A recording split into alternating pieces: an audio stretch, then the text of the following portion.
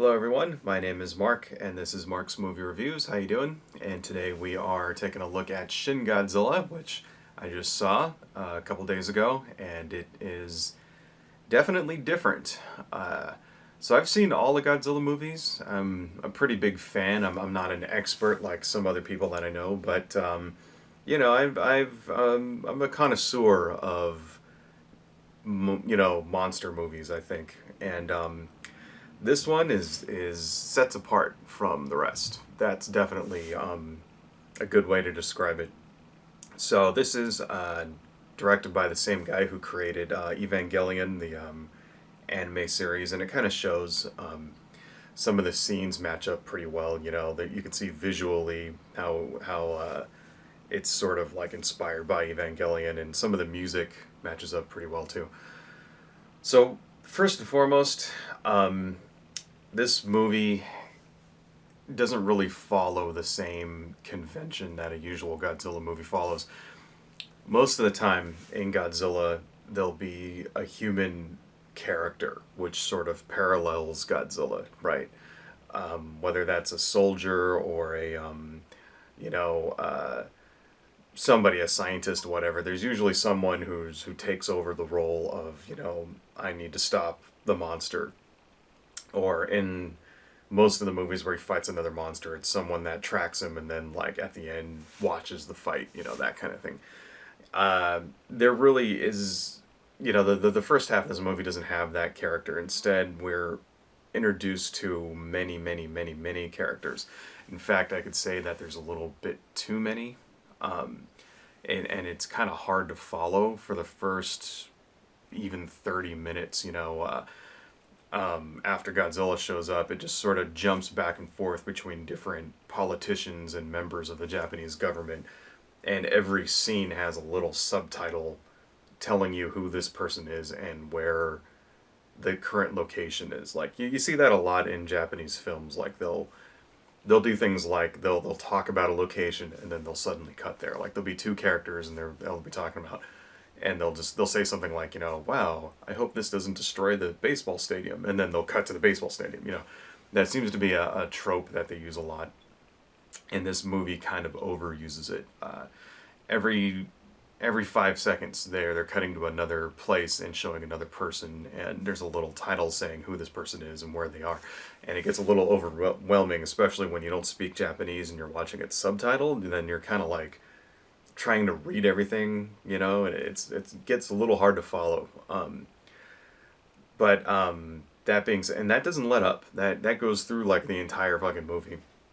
But that being said, it does eventually coerce around a couple of different characters, mainly being there's a guy who wants to be the prime minister, and then there's like a disaster relief guy, and then this nerdy scientist girl, and a couple others, and eventually it focuses in on one team. Like after the monster shows up and trashes, part of the city, and everybody doesn't know what's going on, and then it sort of convalesces around this one team who's trying to stop him.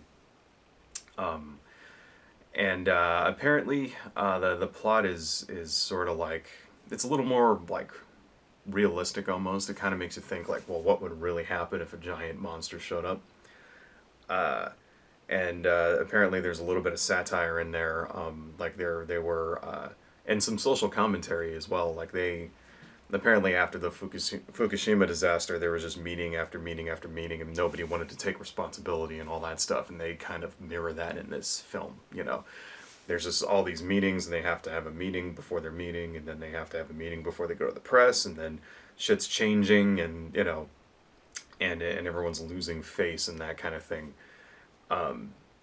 In the face of this disaster, like nobody knows what to do, and that seems to be a little more realistic actually, because usually in a Godzilla movie, 5 minutes after the monster shows up, there's missiles shooting at them, right? This time it's not like that at all. This time they're like, oh, there's civilians in the way, and blah blah blah blah blah. So the tension does kind of ramp up though, and it actually is more of a disaster movie. It's a different change of pace than the usual kind of monster romp that you get from Godzilla movies. Speaking of Godzilla, There's some spoilers here. He goes through different forms. It's a little bit different than what I thought was going to happen. It's because I thought it was going to be like Mothra style, where he goes and cocoons himself or whatever, but it's more of like he has an accelerated evolution. So he starts as this sort of tadpole kind of thing that's just sort of pushing itself along the ground, like it can't even stand up straight, and then like and it has these big dead fish eyes, which are just like kind of disturbing looking. And then then he kind of you see him evolving, and he goes, and it's all kind of gross and like bones and shit are cracking out and blood's flying out, and it's like like so it's funny because the first form is almost comical looking, like you see it, and actually people in the theater laughed at it as it was like squirming its way around.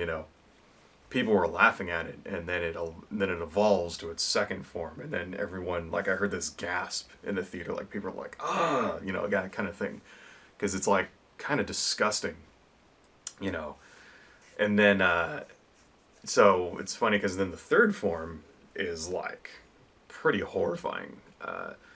It's like immense kind of blackened sort of thing with like veins, kind of glowing veins all over it, and like the mouth has like these needle sort of fish teeth, and just like god, like it definitely looks more like more like a deep sea creature, less like a dinosaur, less like the traditional Godzilla, more like a kind of looks like an anglerfish like mouth, these like sort of fish eyes and these little weird kind of T-Rex arms, and the design is it's a lot more frightening, I could say that for sure.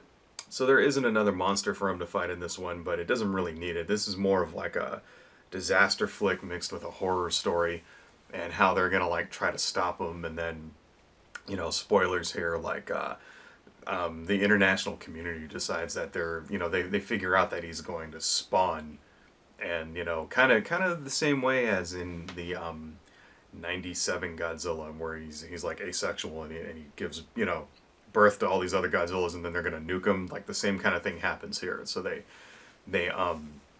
the international community figures out that he's gonna spawn, and so then they decide that they're gonna drop a nuclear bomb on him, and then the Japanese have to figure out a way to stop him before that happens. So that's basically the plot. So it's more of a race against time, less of a monster romp kind of thing. So I can say that I mean, there are some problems with the movie, mainly the way they depict Americans is like every person, like every Japanese person who's supposed to be American who speaks English, like obviously doesn't speak English. It's like that was kind of funny. Like there's this character who's supposed to be the Japanese envoy to the American president, and she has a lot of English dialogue, and she obviously doesn't speak English, and it's like, all right, which is fine, but it's like I'm sure they could find some Japanese Americans who are bilingual, but whatever. Also, they show there's some English dialogue from actual American native speakers, but it's like obviously written by a Japanese person. They have like idioms and shit that Americans don't use, and then like they use other ones in the wrong way, like you for example, the president is talking to his envoy, and he says something like, your name will be tarnished, mud will stick. It's like nobody says mud will stick. Like it's you would say like I'll drag your name through the mud, like that kind of thing. It's like they looked up it up on the internet and then used Google Translate to try to get it. But it's a little awkward, but it doesn't really detract that much from the movie. But yeah, that was like what, but I don't know. It does actually come together rather well. I can say all the characters. Eventually when they finally stop jumping around and introducing new people every 5 seconds, the plot does kind of come together pretty well. And there's some actual real tension at the end, and you're just like, they're gonna nuke them. We got to figure out a way to stop them, and it's actually really, not yeah, I wouldn't say, I don't know. It's actually pretty good, I guess. I mean, it's just the movie left me feeling a little it's a little anticlimactic, put it that way, when they stop him at the end. Because usually in a Godzilla movie you got a big battle, you've got like fights and bombs dropping on them and another monster crashing through buildings and this and that. And the way they do it here is they kind of they poison them, you know, and it's a little anticlimactic at the end. It's just like, okay, that's it, like no big explosions, no nothing. So it's like, it's not. It's a little more realistic, I guess you could say. But realistic isn't always better. So, and I'm waiting to see if they ever make a sequel to this particular one. They can make it a little more exciting. So, anyhow, if you're a fan of Godzilla, I think you'd probably enjoy this. Obviously, it's a lot. It's a different take. It's a lot different than your usual Godzilla movie. So don't go in expecting